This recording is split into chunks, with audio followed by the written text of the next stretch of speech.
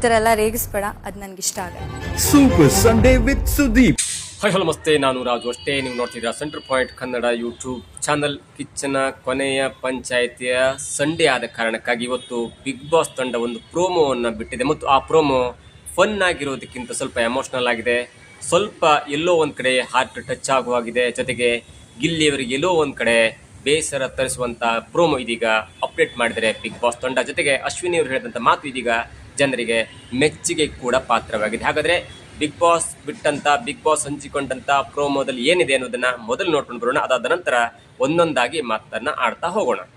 ಜರ್ನಿಯಲ್ಲಿ ಯಾವ ದಿನಕ್ಕೆ ಬೇಕಾದ್ರೂ ತಾವು ವಾಪಸ್ ಹೋಗ್ಬೋದು ಅನ್ಕೊಂಡ್ರೆ ನಾನು ಫಸ್ಟ್ ಡೇಗೆ ಹೋಗ್ಲಿಕ್ಕೆ. ಎಸ್ ವೀಕ್ಷಕರೇ, ನೋಡಿದ್ರಲ್ಲ, ಬಿಗ್ ಬಾಸ್ ಇವತ್ತು ನಿಮ್ಮ ಜರ್ನಿಯಲ್ಲಿ ಯಾವ ಡೇಟ್ಗಾದ್ರೂ ಹೋಗ್ಬೋದು, ಯಾವ ದಿನಕ್ಕಾದ್ರೂ ಹೋಗಿ ನಿಮ್ಮ ಆ ಒಂದು ನೆನಪನ್ನ ಮೆಲಕ್ಕೆ ಹಾಕ್ಬೋದು ಎನ್ನುವಂಥ ಒಂದು ವಿಷಯವನ್ನ ಬಿಗ್ ಬಾಸ್ ಸುದೀಪ್ ಅವರು ತಮ್ಮ ಸ್ಪರ್ಧಿಗಳಿಗೆ, ಮನೆಯಲ್ಲಿರುವಂಥ 8 ಸ್ಪರ್ಧಿಗಳಿಗೆ ಕೇಳಿದ್ರು. ಆಗ ಪ್ರತಿಯೊಬ್ಬರು ಕೊಟ್ಟಂಥ ಉತ್ತರ ಇದೆಯಲ್ಲ, ಅದು ಈಗ ಅನೇಕ ಚರ್ಚೆಗೆ ಕಾರಣವಾಗ್ತದೆ ಮತ್ತು ಅದೊಂಥರ ಎಮೋಷ್ನಲ್ ಪ್ರೋಮೋ ಅಂತ ಹೇಳ್ಬೋದು. ಹಾಗಾಗಿ ಇವತ್ತು ಮೊಟ್ಟ ಮೊದಲ ಬಾರಿಗೆ ಮಾತನಾಡಿದಂಥ ರಕ್ಷಿತಾ ಅವರು ಹೇಳ್ತಾರೆ, ಇಲ್ಲ ನಾನು ಮೊದಲ ದಿನಕ್ಕೆ ಹೋಗ್ತೇನೆ, ಯಾಕಂದ್ರೆ ನಾನು ಸ್ವಲ್ಪ ಮಾತನಾಡಬೇಕು, ನಾನು ಅವಾಗ ಮಾತನಾಡ್ತಿರ್ಲಿಲ್ಲ, ಹಾಗಾಗಿ ನಾನು ಮಾತಾಡಿ ಮತ್ತೆ ನನ್ನ ಪುನರ್ ಜರ್ನಿಯನ್ನು ಸ್ಟಾರ್ಟ್ ಮಾಡ್ತೇನೆ ಅನ್ನುವಂಥ ಒಂದು ಮಾತನ್ನು ಹೇಳ್ತಾರೆ. ಅದು ಕೂಡ ಸ್ವಲ್ಪ ಎಮೋಷ್ನಲ್ ಆಗಿತ್ತು. ಈ ಪ್ರೊಮೋನೇ ಹಾಗೆ ಎಮೋಷ್ನಲ್ ಆಗಿದೆ. ಆ ಮೂರನೇ ಎಮೋಷನನ್ನು ನಾನು ಸ್ವಲ್ಪ ಆಮೇಲೆ ದೀರ್ಘವಾಗಿ ಮಾತನಾಡ್ತೇನೆ. 2 ಎಮೋಷನ್ ಪಾಯಿಂಟನ್ನು ಹೇಳ್ತೇನೆ. ಒಂದು, ರಕ್ಷಿತಾ ಶೆಟ್ಟಿ ಅವರು ಹೇಳಿದಂಥ ಮಾತು, ನಾನು ಸ್ಟಾರ್ಟಿಂಗ್ ಜರ್ನಿಗೆ ಹೋಗಬೇಕಿತ್ತು, ಹಾಗಾಗಿ ಆ ಜರ್ನಿಗೆ ಹೋದಾಗ ನನಗೆ ಸ್ವಲ್ಪ ಮಾತನಾಡಬೇಕು ಮತ್ತು ಕೆಲವೊಂದು ಮಾತನ್ನು ಇಲ್ಲಿ ತನಕ ಮಾತಾಡಿಲ್ಲ, ಅದನ್ನು ಅಲ್ಲಿ ಹೋಗಿ ಮಾತನಾಡ್ತೇನೆ ಅಂತ ಒಂದು ಸ್ಪಷ್ಟವಾದಂಥ ಉತ್ತರ, ಮ್ಯಾಚೂರ್ಡ್ ಆದಂಥ ಉತ್ತರವನ್ನು ಕೊಟ್ಟಿದ್ದಾರೆ. ಎಲ್ಲರೂ ಕೂಡ ಮಾತನಾಡಿಸಿದರೆ, 8 ಜನರು ಮಾತನಾಡಿಸಿದ್ರೆ 3 ಜನರ ಒಂದು ಮಾತನ್ನು ಪ್ರೋಮೋದಲ್ಲಿ ಹಂಚಿಕೊಂಡಿದ್ದಾರೆ. ಹಾಗಾಗಿ ರಕ್ಷಿತಾ ಶೆಟ್ಟಿ ಅವರು ತಮ್ಮ ಮ್ಯಾಚುರಿಟಿಯನ್ನು ಇಲ್ಲಿ ಕಾಪಾಡಿಕೊಂಡಿದ್ದಾರೆ ಅಂತ ಹೇಳ್ಬೋದು. ಇನ್ನು ಅಶ್ವಿನಿ ಅವರ ವಿಚಾರಕ್ಕೆ ಬರೋದಾದ್ರೆ, ಅಶ್ವಿನಿ ಅವರು ಸುದೀಪ್ ಅವರು ಕೇಳಿದಂಥ ಮಾತಿಗೆ ಅಶ್ವಿನಿ ಅವರು ಏನು ಉತ್ತರ ಕೊಟ್ಟರು ಎನ್ನುವುದನ್ನ ಮತ್ತೊಮ್ಮೆ ನೋಡೋಣ ಬನ್ನಿ. ನನ್ನ ಮತ್ತೆ ರಕ್ಷಿತನ್ ಮಧ್ಯೆ ಹಲವಾರು ವಿಚಾರಗಳಾಯ್ತು. ನಾನು ಈ ವೇದಿಕೆಯಲ್ಲಿ ನಿನ್ಗೆ ಹೋಗೋದಕ್ಕಿಂತ ಮುಂಚೆ ಎಕ್ಸ್ಟ್ರೀಮ್ಲಿ ಸಾರಿ. ನೋಡೋದಲ್ಲ ವೀಕ್ಷಕರೇ, ಎಲ್ಲೋ ಒಂದು ಕಡೆ ಕಿಚ್ಚನ ಚಪ್ಪಾಳೆ ಸಿಕ್ಕ ನಂತರ, ಅಥವಾ ಕಳೆದ ಕಿಚ್ಚನ ಚಪ್ಪಾಳೆ ಸಿಗುವ ಮೊದಲು ಕೂಡ ಕಳೆದ 3-4 ದಿನಗಳಿಂದ ಸ್ವಲ್ಪ ಸಾಫ್ಟ್ ಆದಂಗೆ ಕಾಣ್ತಾ ಇದೆ. ಅವ್ರಿಗೆ ಎಲ್ಲೋ ಒಂದು ಕಡೆ ಗೊತ್ತಿದೆ, ನಾನು ಫೈನಲ್ ರೀಚ್ ಆಗ್ತಾ ಇದ್ದೀನಿ, ನಾನು ಟಾಪ್ 6ಗೆ ಬರ್ತಾ ಇದ್ದೀನಿ, ಅಥವಾ ನನಗೆ ಈ ಆಟದ ಮುಖಾಂತರ ಸೋಲಿಗೆಲ್ಲಿ ನಾನು ಟಾಸ್ಕನ್ನು ಚೆನ್ನಾಗಿ ಆಡಿದ್ದೇನೆ ಅನ್ನೋ ಮುಖಾಂತರ ಅವರು ಕಳೆದ 3-4 ದಿನಗಳಿಂದ ಸ್ವಲ್ಪ ಸಾಫ್ಟ್ ಆಗಿದ್ರು. ಅದು ಗಿಲ್ಲಿ ಅವ್ರ ಜೊತೆ ಆಗಿರ್ಬೋದು, ರಕ್ಷಿತಾ ಶೆಟ್ಟಿ ಅವ್ರ ಜೊತೆ ಆಗಿರ್ಬೋದು, ರಾಶಿಕಾ ಅವ್ರ ಜೊತೆ ಆಗಿರ್ಬೋದು, ಧ್ರುವಂತ್ ಅವ್ರ ಜೊತೆ ಆಗಿರ್ಬೋದು, ಎಲ್ಲವೂ ಕೂಡ ಸ್ವಲ್ಪ ಸಾಫ್ಟ್ ಆಗಿ ಕಾಣಿಸ್ತಾ ಇದ್ರು. ಸುದೀಪ್ ಅವರು ಇದೇ ಒಂದು ಕ್ವಶನನ್ನು ಅಶ್ವಿನಿ ಗೌಡ ಅವ್ರಿಗೆ ಕೇಳಿದಾಗ, ಜರ್ನಿಯಲ್ಲಿ ನೀವು ಯಾವಾಗ ಬೇಕಾದರೂ ಯಾವ ದಿನಕ್ಕಾದ್ರೂ ಹೋಗಿ ಅಲ್ಲಿನ ನೆನಪನ್ನ ಮೆಲಕ್ಕೆ ಹಾಕ್ಬೋದು ಮತ್ತು ಯು ಕ್ಯಾನ್ ಸೇ ಸಾರಿ, ಅಥವಾ ನಿಮ್ಗೆ ಏನು ಅನಿಸಿದನ್ನು ಹೇಳ್ಬೋದು ಅಂತ ಮಾತು ಹೇಳಿದಾಗ ಸ್ಪಷ್ಟವಾಗಿ ಹೇಳ್ತಾರೆ ಅಶ್ವಿನಿ ಗೌಡ ಅವರು, ಇಲ್ಲ ನಾನು ಮಾಡಿದ ತಪ್ಪನ್ನು ನಾನು ಅನೇಕ ದಿನಗಳಿಂದ ಅನೇಕ ತರಹದಲ್ಲಿ ನಾನು ರಕ್ಷಿತಾ ಶೆಟ್ಟಿ ಅವರ ಜೊತೆ ಸ್ವಲ್ಪ ಮಿಸ್ಬಿಹೇವ್ ಮಾಡಿದ್ದೀನಿ, ಕೆಟ್ಟದಾಗಿ ಪದಗಳನ್ನ ಉಪಯೋಗಿಸಿದ್ದೀನಿ. ಹಾಗಾಗಿ ರಕ್ಷಿತಾ ಶೆಟ್ಟಿ ಅವರಿಗೆ ನಾನು ಆ ಪದಗಳನ್ನ ಆಡಬಾರ್ದಿತ್ತು ಮತ್ತು ಆ ರಕ್ಷಿತಾ ಶೆಟ್ಟಿ ಅವರಿಗೆ ಆಡಿದ ಮಾತನ್ನು ನಾನು ವಾಪಸ್ ತೆಗೆದುಕೊಳ್ತೇನೆ, ಜೊತೆಗೆ ರಕ್ಷಿತಾ ಶೆಟ್ಟಿ ಅವರಿಗೆ ಸಾರಿಯನ್ನು ಕೇಳ್ತೇನೆ ಅನ್ನುವಂಥ ಮಾತನ್ನು ಹೇಳ್ತಾರೆ. ಇದು ಒಂದು ಮಟ್ಟಿಗೆ ಪ್ಲಸ್ ಆಗುತ್ತೆ ಅನ್ನೋದು ಕೂಡ ನನ್ನ ಅನಿಸಿಕೆ. ಯಾಕಂದರೆ ಬಿಗ್ ಬಾಸ್ ಫೈನಲ್ ಹತ್ತಿರ ಬರ್ತಿರುವಾಗ ಕೆಲವೊಂದು ಸಾರಿಯನ್ನು ಕೇಳಬೇಕಾಗುತ್ತೆ, ಕೆಲವೊಂದು ತಪ್ಪನ್ನು ಒಪ್ಕೊಳ್ಬೇಕಾಗುತ್ತೆ, ಕೆಲವೊಂದು ತಪ್ಪನ್ನು ಆಗಿದ್ದನ್ನು ಒಪ್ಕೊಂಡ್ರೆ ಮಾತ್ರ ಅದು ಮುಂದಿನ ಜರ್ನಿಗೆ ಹೆಲ್ಪ್ ಆಗುತ್ತೆ. ಮತ್ತು ಏನಾದರೂ ಬಿಗ್ ಬಾಸ್ ಕಿರೀಟ ಸಿಕ್ಕರೂ ಕೂಡ, ಇಲ್ಲ ನಾನು ತಪ್ಪು ಮಾಡಿದೆ, ತಾನು ತಪ್ಪನ್ನು ಒಪ್ಕೊಂಡಿದ್ದೇನೆ ಅಂತ ಒಂದು ಕ್ಲಾರಿಫಿಕೇಶನ್ ನಾನು ಬಿಗ್ ಬಾಸ್ನಲ್ಲಿ ಕೊಟ್ಟಿದ್ದೇನೆ ಅಂತ ಒಂದು ಸ್ಪಷ್ಟನೆಯನ್ನು ಬಿಗ್ ಬಾಸ್ ಮನೆಯಿಂದ ಹೊರಗೆ ಬಂದಾಗ ಕೂಡ ಅದು ಹೇಳಿಕಾಗುತ್ತೆ. ಆ ನಿಟ್ಟಿನಲ್ಲಿ ನನಗೆ ಮೊಟ್ಟ ಮೊದಲ ಬಾರಿಗೆ ಅಶ್ವಿನಿಯವರ ಈ ನಡೆ ತುಂಬ ಸಹಜ ಅನಿಸ್ತು ಮತ್ತು ಖುಷಿ ಅನಿಸ್ತು. ಅಷ್ಟರ ಮಟ್ಟಿಗೆ ವಯಸ್ಸಿನ ಒಂದು ಮ್ಯಾಚೂರ್ಡ್ ಆಗಿರುವಂಥ ಒಂದು ಉತ್ತರವನ್ನು ಅಶ್ವಿನಿ ಗೌಡರು ಕೊಟ್ಟಿದ್ದಾರೆ. ಅದು 2ನೇ ಪಾಯಿಂಟ್. ಇನ್ನು ಕಾವ್ಯ ಅವರಿಗೆ ಕೇಳಿದಾಗ, ನಿಮ್ಮ ಜರ್ನಿನ ಎಲ್ಲಿಂದ ಸ್ಟಾರ್ಟ್ ಮಾಡ್ತೀರಿ, ಮತ್ತೊಮ್ಮೆ ನಿಮ್ಮ ಜರ್ನಿನ ಎಲ್ಲಿಂದ ಸ್ಟಾರ್ಟ್ ಮಾಡ್ತೀನಿ ಅಂತ ಒಂದು ಉತ್ತರವನ್ನು ಬಯಸಿದಾಗ, ಸುದೀಪ್ ಅವರು ಕಾವ್ಯ ಅವರನ್ನ ಒಂದು ಉತ್ತರವನ್ನು ಬಯಸಿದಾಗ ಅವರು ಕೊಟ್ಟಂಥ ಉತ್ತರ, ಗಿಲ್ಲಿಗೆ ಹೇಗೆ ಹಾರ್ಟಿಗೆ ಟಚ್ ಆಯ್ತಲ್ಲ, ನನಗೂ ಕೂಡ ಹಾರ್ಟಿಗೆ ಟಚ್ ಆಗಿದೆ ಮತ್ತು ಗಿಲ್ಲಿಯ ಫ್ಯಾನ್ಸ್ಗೂ ಕೂಡ ಹಾರ್ಟಿಗೆ ಟಚ್ ಆಗೋದ್ರಲ್ಲಿ ಯಾವುದೇ ಸಂದೇಹವಿಲ್ಲ. ಹಾಗಾದರೆ ಕಾವ್ಯ ಗಿಲ್ಲಿಯ ಬಗ್ಗೆ ಹೇಳಿದಂಥ ಮಾತೇನು ಎನ್ನುವುದನ್ನು ನೋಡೋಣ ಬನ್ನಿ. ಲೀನಿಯನ್ಸ್ ಏನು ಕೊಟ್ಟ, ಇನಿಷಿಯಲಿನೇ ನಾನು ಸ್ಟಾಪ್ ಮಾಡಿದರೆ ಪ್ರಾಬಬ್ಲಿ ಇವತ್ತು ಇಷ್ಟು ಟ್ರಾವೆಲ್ ಆಗ್ತಿರ್ಲಿಲ್ಲ. ಇಲ್ಲಿ ಈ ಥರ ಎಲ್ಲ ರೇಗಿಸ್ಬೇಡ, ಅದು ನನಗೆ ಇಷ್ಟ ಆಗಲ್ಲ. ನೋಡ್ದಲ್ಲ ವೀಕ್ಷಕರೇ, ಇದು ಆಡಬಾರ್ದಿತ್ತು, ಆಡಿದ್ದಾರೆ. ಇದಕ್ಕೆ ಮೂಲ ಕಾರಣ ಯಾರು ನಿಮಗೂ ಗೊತ್ತಿರುತ್ತೆ. ಗಿಲ್ಲಿಯವರಿಗಂತೂ ಸಿಕ್ಕಾಪಟ್ಟಿ ಬೇಸರ ಆಗಿದೆ. ನೋಡುವಂಥ ಗಿಲ್ಲಿ ಫ್ಯಾನ್ಸ್ಗಂತೂ ರೊಚ್ಚಿಗಿದ್ದು ಮತ್ತೆ ಗಿಲ್ಲಿಗೆ ಮತ ಹಾಕುವಂಥ ಎಲ್ಲ ಸಾಧ್ಯತೆ ಕೂಡ ಇದೆ. ಯಾಕಂದರೆ ಇಲ್ಲಿ ತನಕ ಗಿಲ್ಲಿನೂ ಗಿಲ್ಲಿ ಕಾವ್ಯನೂ ಗಿಲ್ಲಿ ಅನ್ನುವಂಥ ಒಂದು ಅಭಿಪ್ರಾಯದಿಂದ ಒಂದು 80 ಮತ ಗಿಲ್ಲಿಗೆ ಹಾಕಿರೋ ಒಂದು 20 ಮತ ಕಾವ್ಯ ಅವ್ರಿಗೆ ಹಾಕ್ತಿದ್ರು. ಅದೇ ರೀತಿಯಲ್ಲಿ ವೋಟಿಂಗ್ ಪೋಲ್ ಕೂಡ ಆಗ್ತಿತ್ತು. 70-80% ಗಿಲ್ಲಿಗೆ ಬಂದರೆ ಒಂದು 20, 18, 16, 10% ಕಾವ್ಯ ಅವ್ರಿಗೆ ಬರ್ತಿತ್ತು. ಆದರೆ ಸುದೀಪ್ ಅವರು ಕೇಳಿದಂಥ ಪ್ರಶ್ನೆಯನ್ನು ಕಾವ್ಯ ಅವರೇ ನಿಮ್ಮ ಜರ್ನಿನ ಹೇಗೆ ಸ್ಟಾರ್ಟ್ ಮಾಡ್ತೀರಿ ಅಥವಾ ನಿಮ್ಗೆ ಏನಾದರೂ ಹೇಳ್ಬೇಕನ್ಸ ಹೇಳಿ ಅನ್ನುವಂಥ ಒಂದು ಪ್ರಶ್ನೆಯನ್ನು ಕೇಳಿದಾಗ ಕಾವ್ಯ ಸ್ಪಷ್ಟವಾಗಿ ಹೇಳ್ತಾರೆ, ರೇಗಿಸುವುದನ್ನು ನಾನು ಲೀನಿಯನ್ಸ್ ಆಗಿ ಕೊಟ್ಟೆ. ಅದನ್ನು ಪ್ರಾರಂಭದಲ್ಲೇ ಸ್ಟಾಪ್ ಮಾಡಿದರೆ ಪ್ರೊಬಬಲಿ ಇವತ್ತು ಇಲ್ಲಿಯ ತನಕ ಅದು ಕ್ಯಾರಿ ಆಗ್ತಾ ಇರಲಿಲ್ಲ. ಹಾಗಾಗಿ ಇಲ್ಲಿ ನನಗೆ ರೇಗಿಸುವುದನ್ನು ಸ್ಟಾಪ್ ಮಾಡು, ನನಗೆ ಬೇಸರ ಆಗುತ್ತೆ. ಗಿಲ್ಲಿ ರೇಗಿಸುವುದನ್ನು ನಾನು ಗಿಲ್ಲಿಗೆ ರೇಗಿಸುವುದನ್ನು ನಾನು ಲೀಲಿಯನ್ಸ್ ಅಂದರೆ ಪರ್ಮಿಷನ್ ಆಗಿ ಫ್ರೀ ಆಗಿ ಅಥವಾ ರೇಗಿಸುವುದನ್ನು ಲೀಲಿಯನ್ಸ್ ಆಗಿ ಕೊಟ್ಬಿಟ್ಟೆ.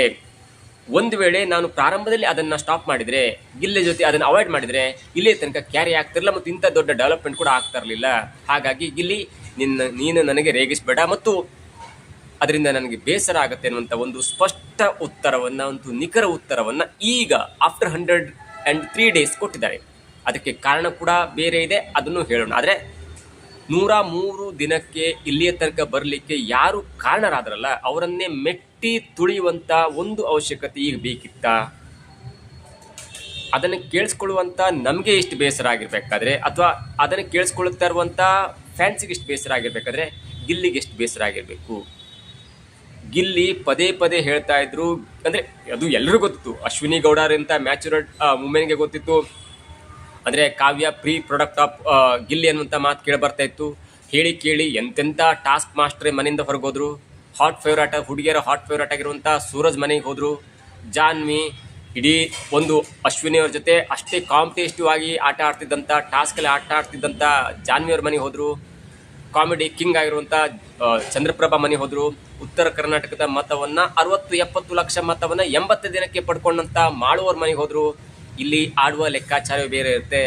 ನೀವು ಸ್ವಂತ ಆಟದಿಂದ ಇಲ್ಲೇ ತನಕ ಗೆದ್ದು ಬಂದಿದ್ದೀರಿ ಅಥವಾ 100 ದಿನ ಕ್ಯಾರಿ ಆಗಿದ್ದೀರಿ ಅನ್ನುವಂಥ ತಿಳ್ಕೊಂಡಿದ್ದೆ, ಅದೇ ದೊಡ್ಡ ತಪ್ಪಾಗುತ್ತೆ. ಒಬ್ಬರ ಹೆಲ್ಪ್ ಇಲ್ಲದೆ ಒಬ್ಬರು ಬರೋದು, ಒಬ್ಬರ ಹೆಲ್ಪ್ ಇಲ್ಲದೆ ಮತ್ತೊಬ್ಬರು ಬರೋದು, ಇದು ಅಸಾಧ್ಯ.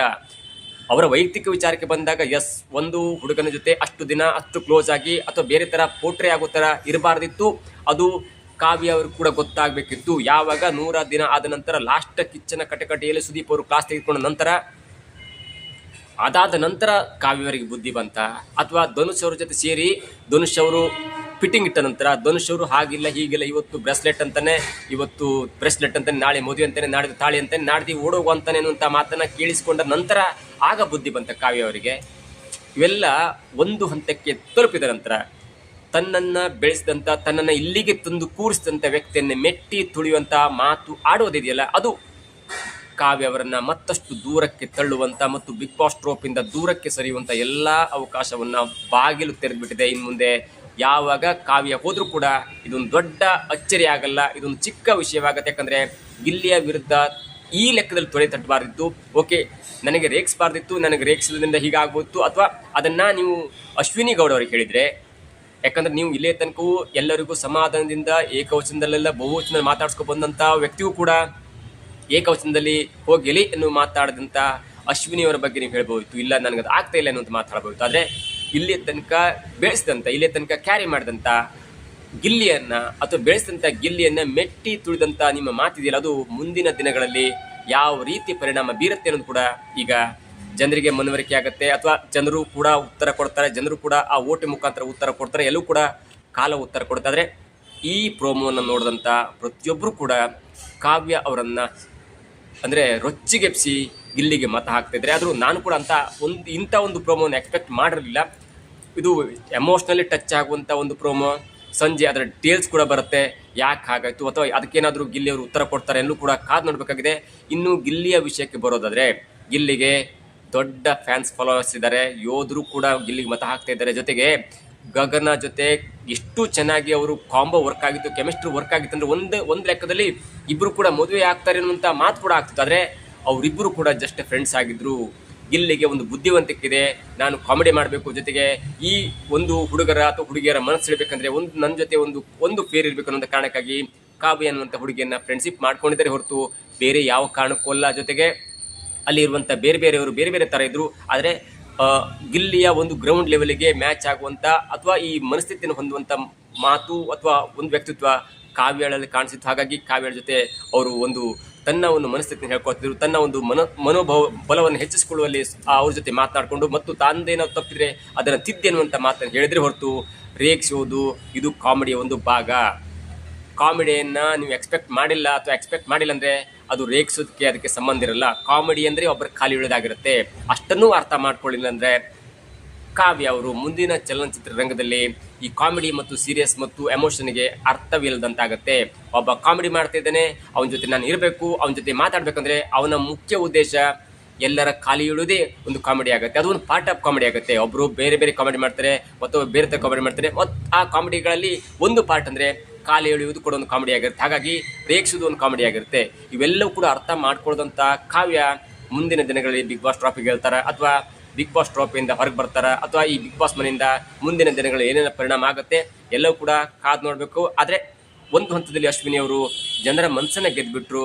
ಮತ್ತೊಂದು ಕಡೆ ಇನ್ನೇನು ಗಿಲ್ಲಿಯ ಮನಸ್ಸನ್ನು ಗೆಲ್ಲಬೇಕು, ಗಿಲ್ಲಿಯ ಸಪೋರ್ಟ್ ತೆಗೆದುಕೊಂಡು ಇಲ್ಲೇ ತನಕ ಬಂದಂಥ ಕಾವ್ಯ ಗಿಲ್ಲಿಯ ವಿರುದ್ಧವೇ ತೊಡೆ ತಟ್ಟಿ ರೊಚ್ಚಿಗೆದ್ದು ಮಾತ್ರ ಗಿಲ್ಲಿಯ ಫ್ಯಾನ್ಸನ್ನು ಮತ್ತಷ್ಟು ರೊಚ್ಚಿಗೆಬ್ಸಿದೆ. ಇದಾಗಿತ್ತು ಇವತ್ತಿನ ವಿಶೇಷ. ನೋಡ್ತಾರೆ centre point Kannada YouTube channel.